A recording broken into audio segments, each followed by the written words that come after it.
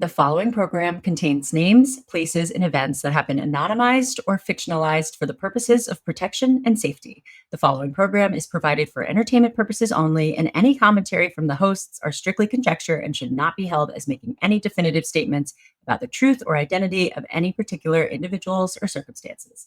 If you or a loved one are involved in an abusive relationship, please call the National Domestic Violence Hotline at 1-800-799-7233 for support.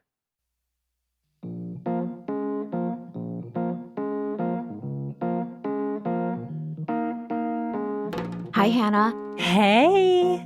Are you guys ready for another episode of Dating Detectives? Of course you are. Woo-hoo! This one was so cool, you guys. Yeah, so this is a little bit of a different episode. We kind of felt like we're getting to the end of the year, and oftentimes after a dating detective story, we're all left with that big why. Like, how does a dogfish do this? What is going on in their brain? Most of us don't think this way. So it's sometimes and like, we don't get the where answers. Are these people's mamas? Like we got so many questions. Literally how? And we don't always get all the answers. Mackenzie's talked about that in her PI stories. Like, she doesn't get to go ask the people, like, so what was going on there? And we're anonymous, so we don't even know who some of these dogfish are. And like, we can't ask these dogfish, like, why are you like this? Yeah. Plus, most of them are narcissists who would be like what? I'm perfect. Yeah, I'm perfectly fine. I don't know what you're talking about. And then they'll gaslight you into thinking you're the problem. So, yeah. So we didn't want to do that, but we did want to get some answers if we could. And we felt like the next best thing was to talk to experts who are experts on lying and deception. You guys, my favorite. I am obsessed with people who know the minds of other people. And like, I thought you were going to say, I am obsessed with lying. So this I'm was obsessed so with fun. lying. I'm so excited for these folks to come on the show. No, like, it's really, I just think it's cool when people study things like this. Like, for a living, they decided to study lying, and it's incredible. Yeah, they wrote a book. So they're going to introduce themselves more in depth, but Chris Hart and Drew Curtis have come on. They are the authors of Big Liars, What Psychological Science Tells Us About Lying and How You Can Avoid Being Duped. Whew, we need that. They were so fun to talk to, and I learned a lot. I think a lot of us have, like, we think we know a lot about lying and have some ideas based on, how they have celebrities hooked up to lie detectors and things like that. Yeah, and if you're like me, everyone's just a liar. Or that. So we got into all of that, and I feel like we learned a lot. Oh, yeah. Oh, wait for it. It's you guys. I think you guys will be shocked because I know I was. So I'm excited for you guys to hear what they have to say. Let's get into it. Oh, and just so you guys know, next week is Christmas. So there will not be an episode on that day. I feel like no one would listen if it was because it's like Christmas. But anyways, we won't be here next week. But we will be here the following week. So please enjoy your holiday, and just know that we love you so much. And thank you for being here and supporting us. Yes, have a happy holiday. And if you do miss us so much that you need more episodes, we're dropping one on Patreon next week. It's fun. It's like Mackenzie doing her PI thing against some of the internet trolls. Yes. It's a really cool episode, so definitely check that out. But in the meantime, let's get into it. Let's hear from these lying experts.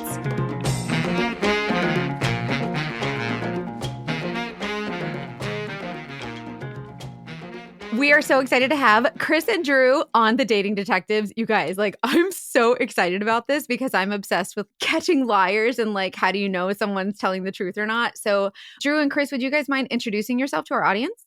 Yeah, happy to. Dr. Drew Curtis. I'm a professor of psychology at Angelo State University. And I'm Chris Hart. I have a PhD in experimental psychology, and I'm a professor at Texas Women's University, and I also direct the Human Deception Laboratory at Texas Women's University. That's amazing. I'm so excited for this. You wrote a book together called Big Liars. It's all about lying and how you can avoid being duped, which is one of the biggest reasons we wanted to talk to you, because all of our stories are people getting away with the biggest of lies. Well, hopefully we can offer some useful advice. How did you guys get into this? Like, what made you want to study this? It's a kind of a universal human experience to lie and be lied to.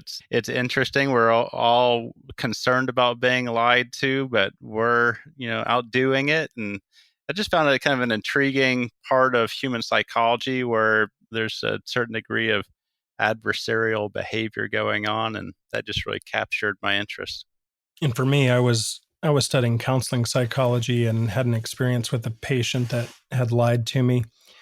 Didn't know how to handle that and got turned on to studying deception and therapy and working with Chris. And then we continued to look at pathological lying and big liars. Chris had been studying deception for years before me, though.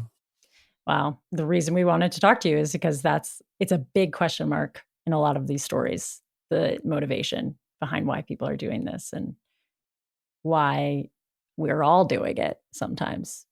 So as lying experts, is it just very factual? Like, okay, this is how many times you lie, or do you go into like why they're lying and what they would benefit from it, or how if they don't consider like how other people feel about their lies or anything like that? Yeah, we definitely look at the motivations for why people lie, and if we look just very basically, people lie when they think the lie is going to give them better outcomes than the truth would.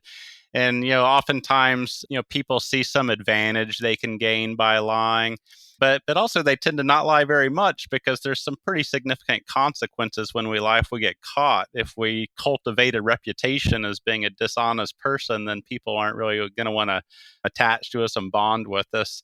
But yeah, so we look at the motivations that people have for lying, and Drew can probably talk a little bit more about that. He wrote that section in the Big Liars book.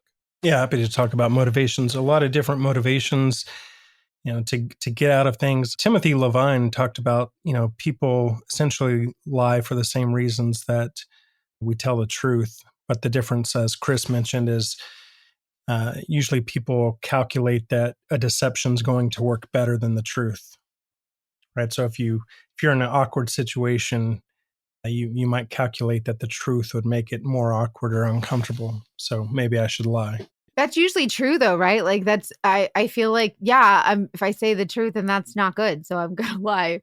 Well, it turns out that people are really poor at estimating how people are going to respond to the truth. And so most people believe, if people knew the truth about me, they wouldn't like me. They wouldn't want to go on a second date with me. They would, find me despicable. That's so true. But it turns out not to be true. People are really poor at assessing how others view them and what people like about them. And so Drew and I's contention is that most of the lying people do is completely unnecessary, and it actually undermines what they're trying to get, because when we're actually genuine with people, they tend to like us even more. I'm curious y'all's perception on dating apps when it comes to lying, because I feel like that's changed the game for some of these people. Might be getting ahead of ourselves there, but just lying and dating is such a big fear because you can just show up and be like, oh yes, I am 6'2", and you're like, no, you're not. I can see you, but people do it anyway. Like, what's going on? Certain situations like dating or job interviews, those are going to facilitate deception more so, where people are trying to put their best foot forward, exaggerate features of themselves. So you'll see certainly deception happening with dating. The joke I always make is, after you've been dating someone for about 3 months, then you see the truth of who they are, right? 3 to 7 months, because the lie is kind of wearing away.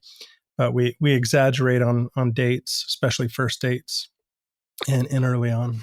I think that lying has been a part of the dating process long before dating apps came along. And, as Drew mentioned, everyone's trying to put their best foot forward. They're trying to make a good impression. Essentially, people are trying to find dating partners that they perceive as being a little bit above them in quality. And so, we have to hide all the nasty stuff about ourselves.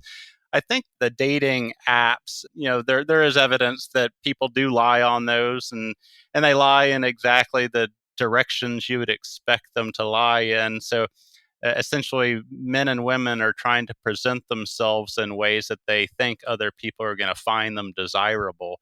And so especially in like heterosexual relationships, men tend to exaggerate their income, their social status, how industrious they are, and all these sorts of things. And women tend to exaggerate or be deceptive about their age and, try and our weight.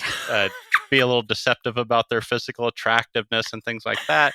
And so what we see is that, people do lie in these dating apps, but it's just like the dating in the real world. Eventually, if people spend enough time together, a lot of the truths start to come out. Okay, I'm so sure. everybody lies, right? So what is a quote unquote big liar, and what makes them different from just like, I don't know, like a casual liar? So our research, we find that everyone lies. If we just track people over long periods of time, we find that almost everyone lies. And if we look at those data a little bit more carefully, what we find is that most people are pretty honest most of the time, but there's this small subset of the population that lies extraordinarily. So they'll lie a lot more than everyone else. And when we try to offer the criteria for when someone's a big liar, we're usually talking about people who lie 5 or more times per day, and they're usually in the top 5% of liars. What do you mean by they lie like 5 times a day? Like what kind of things they lie about? Well, people lie Like about little all things? manner of things. Some of the lies are fairly inconsequential, small white lies, but then other people lie about fairly significant things. But if we look at the things that people tend to lie about most often, they tend to be more face-saving types of lies. So people lie about themselves to either kind of elevate the way that people view them, or to conceal some of the negative things about them or their bad behaviors. So are we calling like little fiblets, like when I like on your driver's license, like how much do you weigh? And you're like 120. Like are we considering those little things lies? Like we're counting those? I can't believe you lied about that. Yes, we're counting that. I am a big fat liar. We all are. I mean, sorry. especially what you're talking about, the lying for your ego in a way, or because you're feeling a little less confident, comes up in dating, I feel like, all the time. So in your book, you talk about big liars, and then you classify niche liars.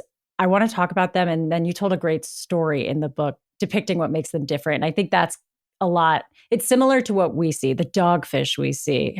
Have we told you what dogfish meant? No. You guys know what dogfish is at this. Okay. Dogfish is a little word that we made up, not catfish, but dogfish. So it's somebody who doesn't use a fake photo. Maybe you're dating them and they are who they say they are, but you come to find out that they are what y'all might call big liars and are not who they say they are. Okay. So yeah, so like in the physical sense, they are them, but Right. But they're big phonies. So niche big liars. Yeah, sure. So, I already talked about one way we can conceptualize big liars are people that just lie very frequently. But what we found is some people, they may not lie very frequently, but they tell these exceedingly consequential lies, these lies that have these massive effects on the people around them. And one of these people was a guy named Douglas Cohn. And so Douglas Cohn was a very, very successful business owner. He owned a construction company in the Tampa, Florida area. And he had that's where I'm at, you guys. Okay, great. Do you know him? Yeah, we dated for a while. So, but anyway, he was married. His wife was a very socially active socialite, engaged in a lot of philanthropic activities. They had 3 kids. And they were very wealthy. They had a massive house. She drove a Rolls Royce. Their kids went to this really elite private school. Well, anyway, they'd been married for 30 years, and she died. And her death was a bit mysterious. She died in her garage from carbon monoxide asphyxiation. And 2 weeks later, he remarried someone else. And so 2 weeks later? 2 weeks later. And so everyone was very concerned that maybe he had been involved in her death. Why'd he get remarried so quickly? Well, it turned out that while he did get married very quickly after his wife's death, he had known this woman for a very long time. And in fact, they had been a second family for about 30 years. And so I'm sorry, what? So he had his primary family, and then unbeknownst to everyone, he would have to travel every weekend. And so every weekend he would leave for business. And it turned out what he was doing was he was driving about 20 miles down the road to where his other family lived. And they also lived in a massive house. And that wife drove a Rolls Royce. And they had 2 kids that actually went to the same private school as his original kids. And at the private... Shut your face. And so he went by a second name. Instead of going by his true name, Douglas Cohn, he went by Douglas Carlson. And his second wife, Hillary Carlson. So it was really interesting because both families had elements of the private school named after them. So there was the Cone Library named after his first doing family. Parent-teacher conferences. Right. And then there was the Carlson Athletics Field named after his second family. And so he wasn't necessarily considered a big liar by most of the people who he worked with and who he was friends with. They saw him as a pretty upstanding and honest guy, but he did have this one niche domain of his life where he is terribly dishonest. You think? Hashtag Dogfish. Oh my That's Lord, like, that is so a Dogfish, like to a science. There's like a Lifetime movie on stuff like that. Oh yeah. Did the second family, the wife didn't know about his first family? Like, did she have an idea? There was a lot of secrecy about it, and it was a little unclear, but everyone's impression was that neither of the families knew about each other until the first wife passed away. How did they, then what happened? How did that come out? Like, how did everything come to? Well, when he got remarried after 2 weeks, his children wanted a police investigation because they worried maybe something weird was going on or he had been involved in the death. And that's when the whole family found out about all the details about what had happened. And then last question before we get into the lying psychology, did he have something to do with it? It turned out he had nothing to do with it. She had apparently just come home very intoxicated, parked in the driveway, passed out while the car was still running. Well, that's sad. I mean, I don't know how he would have had time to do that given his two families. So I guess I'm not surprised. Right. But that's crazy.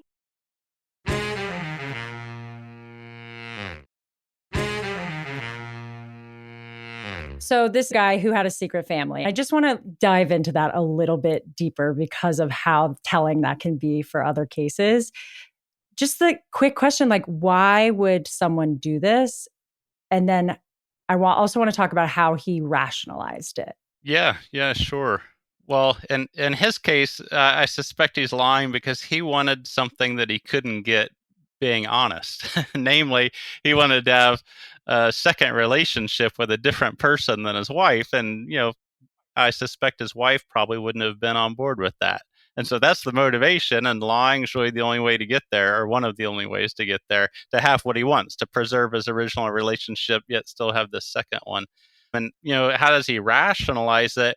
We are really good at distorting the way that we view ourselves and our place in the world in order to maintain favorable impressions of ourselves. There's a psychiatrist that's done a lot of work within federal prisons, and he wrote a book a few years ago. And one of the conclusions he reached is you can interview murderers, rapists, arsonists, child molesters. And he said, to a person, they all said, I'm generally a pretty good person. I might have done these little things here and there, but generally speaking, I'm a really good person. And so I think we all manage to do that, to see ourselves in a positive light, even when we're engaging in bad behavior.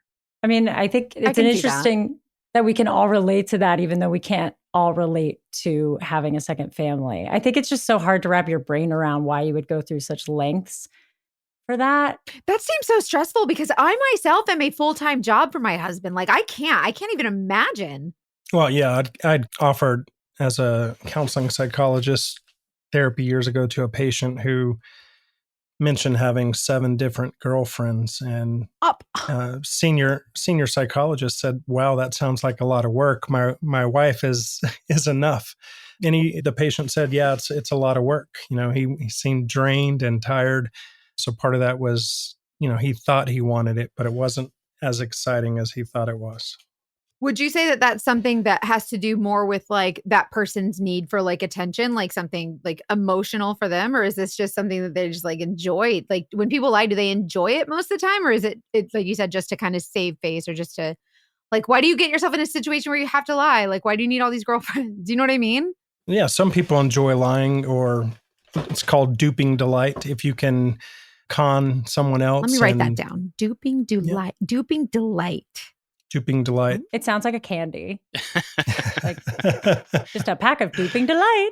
It was Paul Ekman that came up with that duping delight. And it was basically, if you can lie to people and have your lies not discovered, then you get some satisfaction. There's a book called Duped where one of the patients lied to the therapist for the entire therapy session, and at the end started just laughing. For funsies? Yeah. And so the Just for therapist... funsies? For funsies. People really need to take up pickleball. The therapist asked at the end, "What are you laughing about?" And the patient said, "You're supposed to be a master of human behavior, but I tricked you. I fooled you."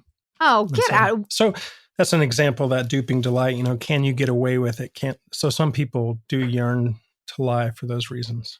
Well, that makes me feel bad. That therapist isn't going about their day assuming that patients are coming in completely lying about everything. And I don't think most of us do. Mackenzie, as a PI, definitely has I do. I think more. everyone's lying. It's you fine. do. Well, what after researching all of this, how do you still trust people? And how can we still trust people? No, most people are honest most of the time. Yeah, I think that's true. People want to come together in cooperative relationships. That's how society operates. That's how our relationships operate. And so, people are reciprocally engaged in this pattern of trust. And what it requires is that we tend to be honest with each other because, if we're not, then people want to sever those relationships pretty often. So would you also say that people generally are not liars, like pretty good people? Well, we just need this on the record so we can sleep. Yeah, I would say from the experts. Most people are not big liars. Everyone lies. I mean, except for about 2% of people who say they don't lie, and maybe they're lying about that. But what we find is most people say they lie, but they tend to do so sparingly, and they tend to do so in ways that aren't necessarily harmful to others. Like if I lie to you about what I had for dinner last night because I'm embarrassed that I ate, 2 bags of potato chips for dinner, and I tell you instead I ate a salad. Like if you found out I was lying, you wouldn't be too terribly upset, and you wouldn't feel harmed or wronged necessarily. So that's No, I would actually feel inconsequential. seen. I'm like, okay. Right. And that's what I had for dinner last night. So we're on the same page. So even though most people lie, most people don't lie in ways that would directly harm other people. Like that's me. Like I lie to my kid. Yeah, we all No, lie. we don't have any candy. Get out of the kitchen.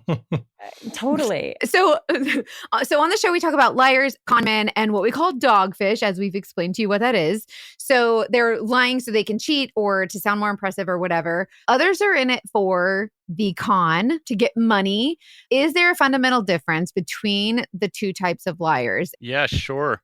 We see some people who are con artists, and they're essentially their job is to lie to people in order to get people to part ways with their wealth. And most of the liars that we talk about in our book aren't of that type, but everybody has different motivations for lying. And so the Monty Teo story is a good example of a contrast to that. So Monty Teo met someone online. It appeared to be a very attractive college student at Stanford named Lene.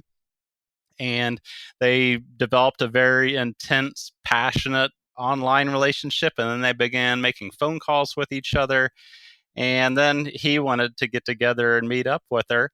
And she agreed to, but then at the last minute, she was in a car accident and wasn't available. And then there kept being schedule conflicts where she couldn't. And then she said that she had been diagnosed with leukemia. And then eventually he was really pressuring her to get together or allow him to come out to see her. And then eventually he got a call from someone that was supposedly her relative who said, "I'm sorry to let you know that she's passed away and died." And he was very upset, and it was headline news because he was a well-known college football player, and he's playing, out on the field, even though his girlfriend had just passed away. Just died. Well, it turned out that this person calling themselves Lene wasn't Lene after all. In fact, it wasn't a woman; it was a guy. And so it was a case of catfishing. And so when we look at what's the motivation there, this person wasn't trying to extract money or anything else from Monty Teo. And it seemed to be the case that they just enjoyed wielding that power over someone else and kind of, using someone else as a puppet that they could manipulate. And so some people lie for attention, some people lie for money, some people lie to avoid shame, and some people lie because they just derive some sort of satisfaction out of manipulating other people. Or they just really like that idea of that like emotional connection, but didn't really actually want the real like the real deal. That is so crazy to me. Mm-hmm. Oh man. Oh, she broke his heart. I know. I feel so bad. Most people, when they lie, they're lying in the moment and not even really thinking about the long-term consequences of their dishonesty. But I do think some people, con artists and people of that type, they tend to take a more of a long-term approach. And so these people might be a little bit more kind of psychopathic. You know, they know in advance they're going to lie. They're planning it all out. So what is the definition of a pathological liar, and how do you associate narcissism with lying? Are those two different questions? I'm sorry. Two different questions. So pathological liars are kind of a subset of the big liars, and essentially it's the clinical feature. So someone who tells excessive lies in which their lies impair their functioning, cause them marked distress, and pose some risk of danger to themselves or others. It typically emerges in late childhood or early adolescence, and in their lives, they've been doing this for 6 months or longer. Interesting. And how would you, when it comes to narcissism, like in, you know, with people in relationships, and you hear a lot of people saying, oh, he was a narcissist or whatever. Does that have anything to, like, does lying play into that? Or is that just like where we talk about, like, you know, exaggeration of self or whatever? Exaggeration of self. And, you know, for the narcissist, many times they believe those exaggerations, right? So they believe that they are all encompassing, that I'm spectacular to look at, that I have the best body in the world, or whatever that is, that they truly believe that. Whereas the pathological liar, they're saying things they don't believe. So that's what the narcissism thing is that they actually believe whatever it is that they're saying. Okay, that makes total sense. That's right. And they don't have any faults. Or believe that they're justified. Yeah, like if they have a second family, they're like, well, of course I deserve a second family. I don't know if that's what their brain is saying. Of course, but I have a imagine, second like, family. Look how awesome I am. can't even Who wouldn't want to be with me?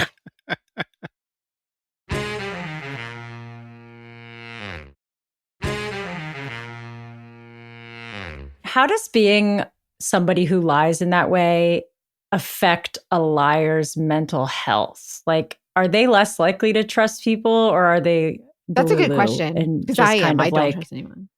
Yeah. And also, like, how guilty we all feel when we do something wrong. I'm just curious if you have any research on, like, how it affects the people who are doing this consistently. There is some research called deceiver's distrust, where basically if you're lying, you assume other people are doing the same kind of thing to you. Yes. Now, this isn't going to be the, you know, psychopathy people that are lying without really seeing other people as humans. But for most of us, if we're lying, we assume others are lying to us. So we're going to be more suspicious. And so typically if someone's asking you a lot of questions, you know, I say that check with them, ask them the questions, or you be the mirror. You know, if someone's like, what have you been doing? Who have you been hanging out with? That suspicion might be an indicator that they're lying to you too. Not that they are, but yeah. Mackenzie, you said you assume most people are lying all the time. So that's a lie bias. Sometimes officers, law enforcement, people who work in forensic settings will hold that position, assuming most people are, you know, looking for dishonesty rather than the honesty in people. Well, that's what I was going to ask. I was like, if I told you, I was like, I don't trust anybody, should someone's first thought of me be like, she's 100% a liar and we shouldn't trust her? You know what I mean? That was my question. So you answered it. Yeah, I think so. I have an excuse. It's called lie bias. Yeah, it's your lie bias, and sometimes lie biases are just a learned pattern of seeing the world. Especially if we find that people are lying to us a lot and we're getting burned a lot, we learn to be, you know, mistrustful of others and kind of withhold our ability to see people as being potentially honest. Yeah, I think we've talked about my dating past. Like I've been lied to by literally every person I've ever dated, and then being a PI, and then everybody lies, and so I just have this thing in my head that like everybody lies, like everybody's a big fat liar. Yeah, hopefully. Important to know that while everyone lies, most people aren't lying often. That's so good to know. And I think our listeners are going to love hearing that too. I thought you guys were going to say everybody lies so often. You guys would not believe how often people lie. Just don't leave your house. Just stay home. So like the fact that you guys are like, most people for the most part are, pretty honest, and we want to have like, honest conversations with others. And when you're saying that a lot of the lies are just little, maybe inflations here and there, as opposed to like downright, I have another family. Yeah. Well, also to that point, like many of our guests who come on and have been lied to, dogfished, been through these traumatic deceptions, they feel like it might be their fault or like they were naive or blind or stupid. They always feel stupid. They always feel stupid. Anybody feels stupid when they've been lied to. So we try to tell them that's not true. These liars are good at what they do. But could you talk about how these people lie so well and like maybe say something to help people who've been through it? Yeah, most of us don't like being lied to.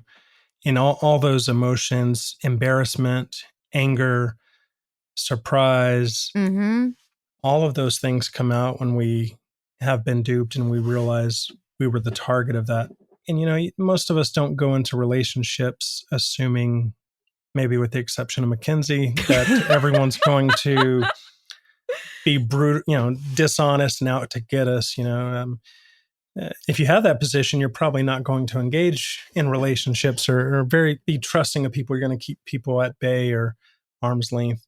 So when you do go into those situations, you're not looking for lies. And then when it hits you, you start sifting through your mind all the experiences you had with that person and what can I believe or can't I believe, and sifting through fact from fiction. And, that's a lot of energy and a lot of head work. It takes two people to lie, essentially. And so the other part of this is that we want to assume people are honest because typically most people are. And so we assume people are honest. And so we're willing to be deceived and be duped. Albert Vree calls this the ostrich effect, where we put our head in the sand kind of thing. Our part as victims of deception is that we sometimes don't want to know if we're being lied to. Sometimes we say, well, like maybe I knew it in the back of my mind, but I don't really want to know, or I don't want to ask that question because of if I found out the truth, that may mean consequences I don't want to deal with. I do want to talk about lying tells, like if there are any cues that we can, not to help people lie better. We're not doing that. We're helping people catch lies and be safer from lies. It's like the episode where the guy used Hallmark to learn how to dogfish his girlfriend or whatever. There was a guy that would literally watch Hallmark movies and so then she realized he was like saying the same things and doing the same things. It was crazy. So anyways, what are those cues how to lie again? Wait, before we get into that, can we play Two Truths and a Lie with you guys? Sure. They're not human lie detectors. Well, that's what I want to see if I give off any of the cues that are like, I'm totally a liar or lying at the moment. But We've already said you're a liar, Hannah. I know. I've said Hannah, it like 12 times. My anxiety's increased this whole episode, and now everybody's going to find out that I'm not who I say I am. What if I've been dog fishing this whole time? Everyone's silent. I'm not. Don't worry. I don't have the time. But Two Truths and a Lie. Can we try it? You want to see if I'm lying? Sure. Okay. If anyone doesn't know how to play this game, you say two things that are true and one thing that's a lie. And then everybody guesses it. It's like an icebreaker that you play when you have to go to like a work retreat. Okay. Number one, I moved around the country 9 times when I was a kid.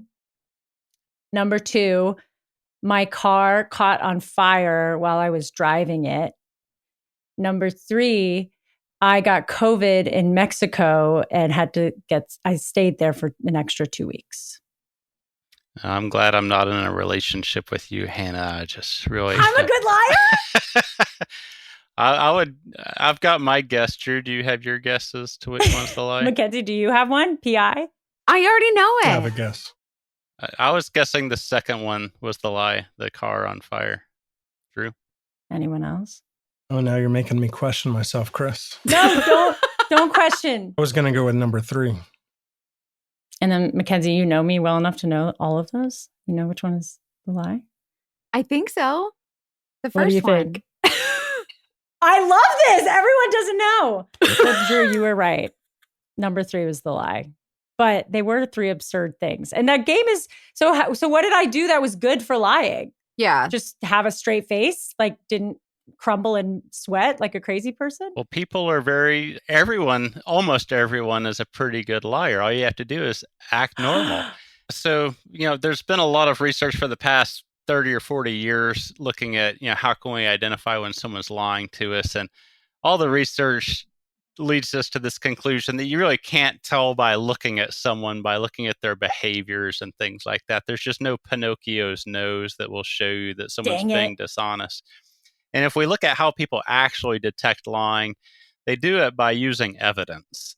And so what would happen if we were actually in a relationship and I was trying to discern which one of those were the truth and which one is a lie, is I would start asking questions. We don't find that people are lying by looking at how they avert their gaze or whether they touch their neck or not. We figure it out by collecting more information. And so someone tells us a story or tells us something about themselves, and that's a piece of information, and we can then check that information. We can check it with other things we already know. We can check to see if the story changes over time. We can confirm or disconfirm that information through third parties. So if someone says, I was at a party last night, we can ask who else was there and then talk to those people and ask them about the party. And all of a sudden the story starts to unravel. I actually love that because I definitely came into this, and I think a lot of people do, thinking like, oh, as long as I know how to look at when somebody's averting their gaze or like raising their eyebrow or scratching their head,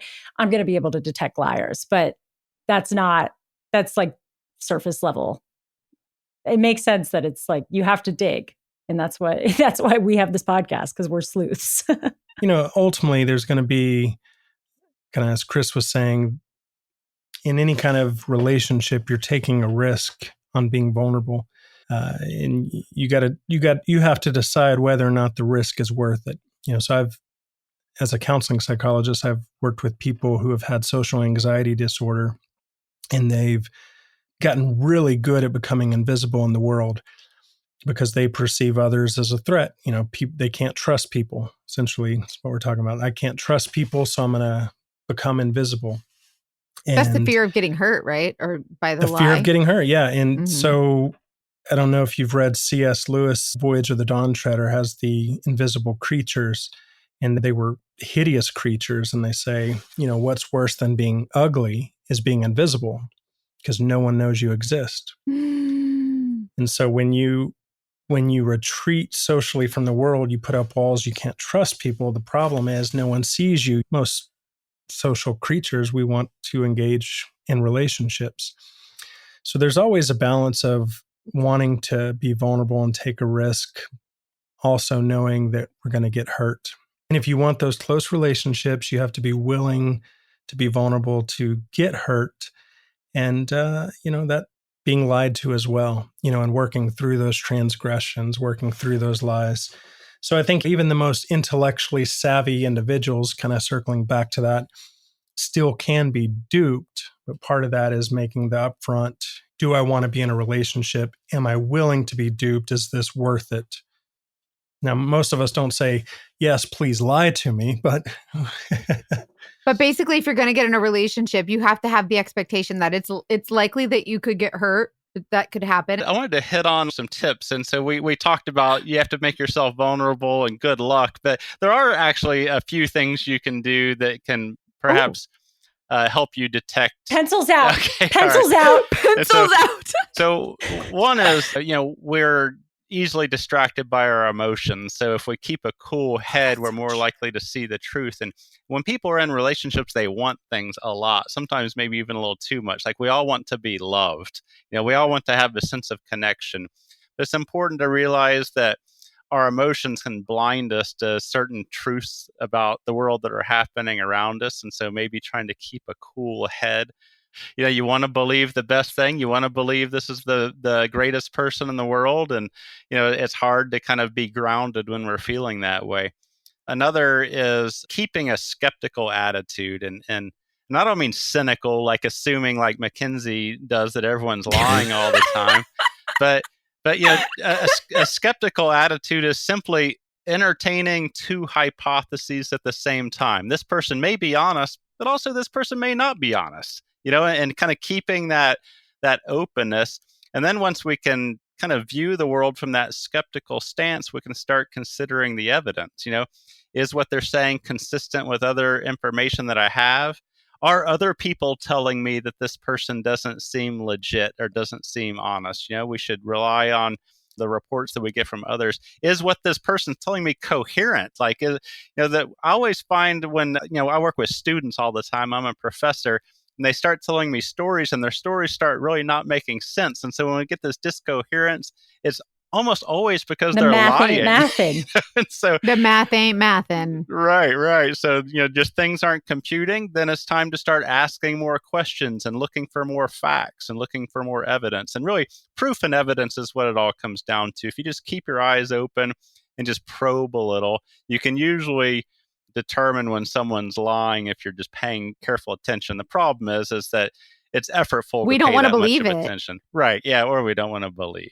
Right. One good thing, if for anyone listening who's dating and a little nervous, if you have your friends around you and your family around who you do trust, like you said, listening to if somebody tells you they're lying, but even just like having a backup in like justifying your feelings or maybe being a more clear head.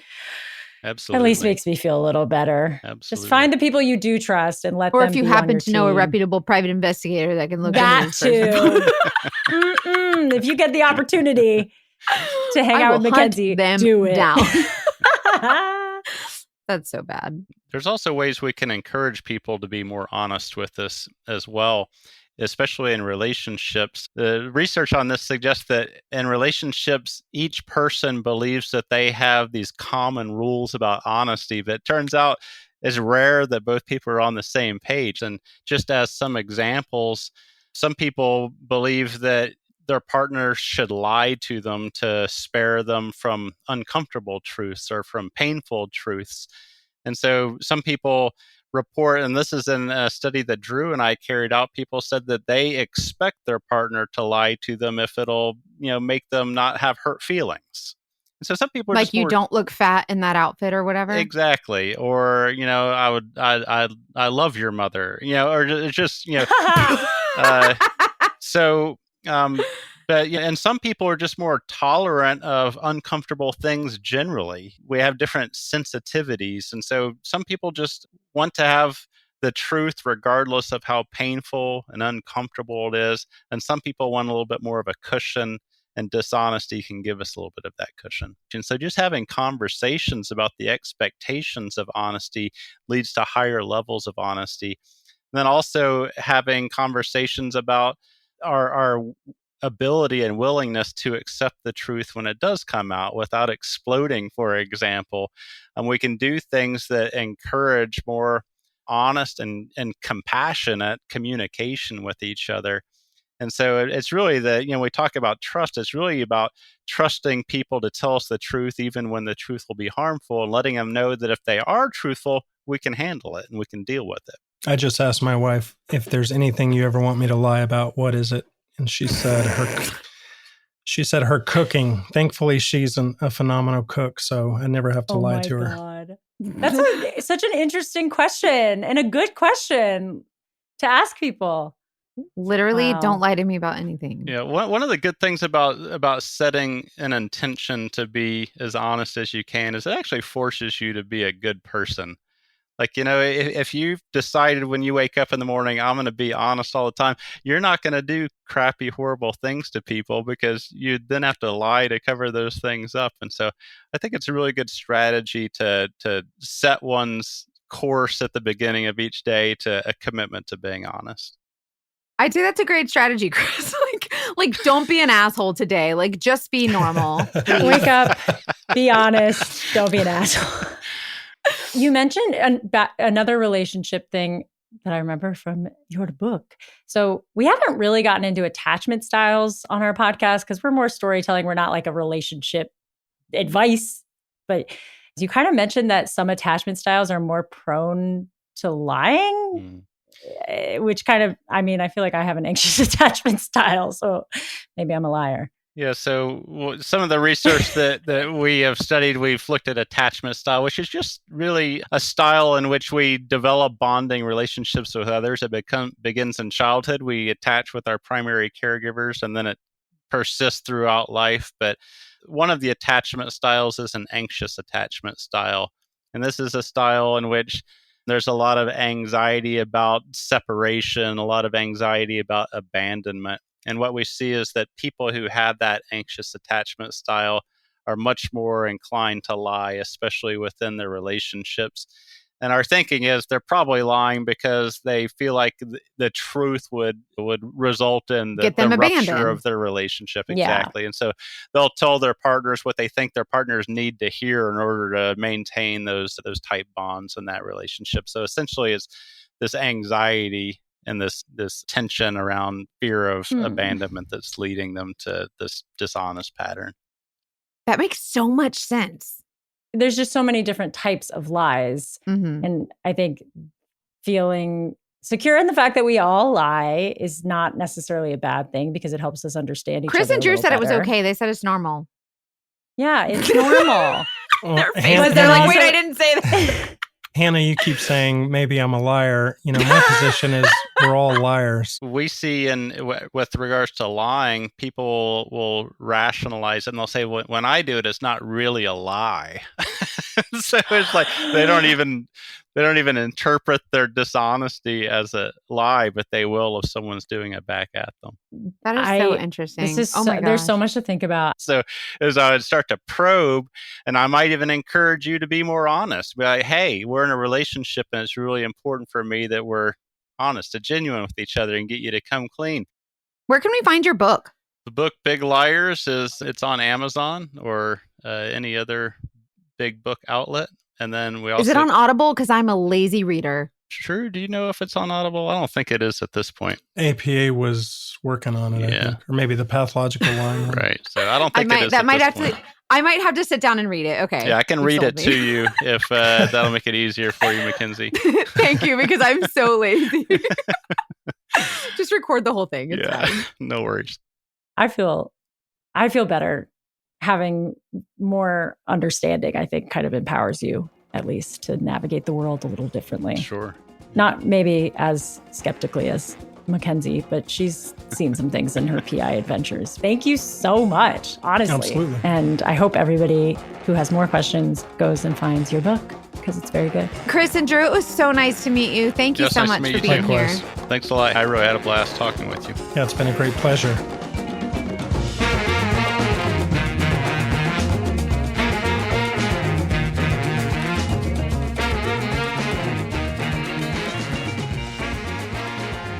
So, what did we learn about lying? Oh, man. I mean, I'm glad that they reassured us in a way that it's almost impossible to detect when people are like this, but also most people are not big liars. Most people are little liars about when the food isn't as good as when the waiter comes and it's like, is everything good? And you're like, yeah, I love it. It's fine. Thank you. But we all do that. I totally thought they were going to say that, like, everybody's a liar, don't trust anyone. And I was going to feel so validated. And they were like, no, most people are normal. You're just a freaking psycho. Like, no, I have lying bias. Lying bias, which is good to be skeptical. Is that a disease? I think it's just based on your life as a PI girlfriend and then some of the shitty douchebags you've dated. They gave me a pass. They were so great. And if you want more, again, their information is in the show notes. They wrote a book called Big Liars. You can check it out. They have another book too that's interesting. It's all in the show notes. And yeah, they're like really interesting. I mean, if you have more questions, I mean, we're always down to ask people to come back if you like them. I'm curious to know if what they said was what tracked with what you guys think as far as like liars. Do you feel like most people lie? Were you surprised that they said that like most people in general kind of don't really lie that much? Because I was stunned. Well, like lie in that capacity. Like massive big, like the big lies. But people, the fact that people tell little lies every day, like I that tracks. Like that totally, like, you know, yeah, that totally tracks. Also, the idea that everyone is trying to justify their behavior and we are able to do a lot of mental gymnastics to make ourselves the good guy. Like, I think that makes sense as to why so many people, Dogfish in our stories, are like, oh, I have excuses. I have they gaslight, they're not necessarily completely evil. They're just doing anything they desperately can to make themselves the good guy. Right, exactly. Which sucks. I know that we're all guilty of it. Like, we all want to be shown in the best light, right? So I get that. But also, I think it really goes to the extreme. Like, these are pathological lying experts. Like, they know the deal between, like, light little fiblets versus like big lies, like they talk about. So and it's very interesting. But I would just love to, I don't know. Lying is so hard because it's like they said, you have to decide like what's tolerable for you as far as like what kind of lies you'll believe and what kind of lies you're not going to tolerate. And so it's case by case, which, some are a big deal to some and not others. I am so grateful for my therapist because I feel like trust issues are an ongoing journey. And if I wasn't in therapy, who knows where I would be. But also the person that lied to him when he was in there, like he was the therapist and the guy was just like, I just wanted to see if I could lie. That's crazy. Anyway, whole episode. Tell us what your takeaways That were. is that's a whole nother like ball of wax. Like that's a whole nother mental issue. Like that's something where you had to be validated to prove you can be better than someone. Like, you know what I mean? The therapist only knows what you tell them. Like it's still your responsibility to be honest with your therapist so that they can help you, Like that's ridiculous. No, they were an outlier, I hope. It sounds like they were. No pun intended. Hey! Hannah looked to the side. She was like, wait, what? Oh, outlier. That was amazing. We have too much fun. We do, but I'm sad we won't be here for the holidays, but it's okay because we all need a break and everybody go enjoy it's your Christmas. time. We get prezzies. You get prezzies. We get prezzies. Yeah. I'm just kidding. You guys, that is not the reason for the season. Yeah, but like it's not. But what a great present it would be to gift someone a Patreon subscription. Yeah, that's a great way to connect with your friends also. Like if you're like, hey, I'll buy your Patreon subscription, like they're only $5 and you can totally like gift that to them. And like, you guys, there's some funny stuff that happens over the Patreon. We have a lot of fun with it. A little too much fun. Yeah, I mean, I could not believe this latest episode. I couldn't believe, like, it was so fun to hear how you looked up people. If you missed it, the latest Patreon episode is Mackenzie maybe looking into some people on her Instagram who have been very mean and not looking them up to give them any energy, but just to look them up to consider the source, like if somebody says something shitty to you, there's probably some stuff going on there. And she found stuff. Yep. It was drama. I drop a very good website. Oh my gosh. You guys go to the Patreon. Just go. I don't know what you're waiting for. Just go. It's true. Yeah, we love y'all. Happy holidays. Follow us at Dating Detectives Podcast, all the places. Email us your thoughts or your stories. What's our new email? investigate@thedatingdetectivespodcast.com. Yes. So note the new email address, investigate@thedatingdetectivespodcast.com. Yeah. Send us your stories, you guys. Like we want to tell your story. And sometimes it's important because like you feel like you may not have a voice or maybe you have experienced something that you haven't shared yet. Let us be a voice. Like that's what we want to do for, people out here in the world of love and relationships. So yeah, you're not alone. And this is a good place to vent if you need to let it all hang out and talk about what you've been through. I love it. And you guys, don't be a liar and also trust your intuition. We love you. Mm-hmm. Bye. Happy holidays.